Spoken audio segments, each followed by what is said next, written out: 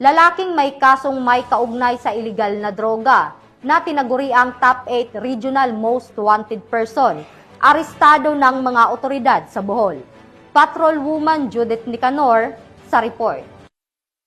Arestado ng Ubay Bohol PNP ang top 8 most wanted person provincial level na may kasong paglabag sa Sections 5 and 11 ng Republic Act 9165 o ang Comprehensive Dangerous Drugs Act of 2002 matapos itong maaresto ng mga otoridad sa Purok 2 Benliu, Ubay Bohol nito lamang nakaraan. Kinilala ni Police Captain Amelito Miloria, Chief of Police ng Ubay Municipal Police Station, Bohol Police Provincial Office, ang wanted na suspect na si Albert, 22 anyos na residente ng naturang lugar. Ang suspect ay naaresto sa bisa ng warrant of arrest para sa kasong paglabag sa Sections 5 and 11 ng Republic Act 9165 na inisyo ni Honorable Glenn Pilosas Pergamino, presiding judge ng RTC Branch 52, Talibon, Bohol. Ang pag-aresto kay Albert ay nagsisilbing matibay na patunay ng tuloy-tuloy na pagsisikap ng kapulisan ng Ubay Bohol sa pagsubaybay sa mga wanted na tao, isang malinaw na mensahe na walang sino man ang makakawala sa batas. Mula dito sa Central Visayas, ako ang Police News Network Correspondent, Patrolwoman Judith Nicanor,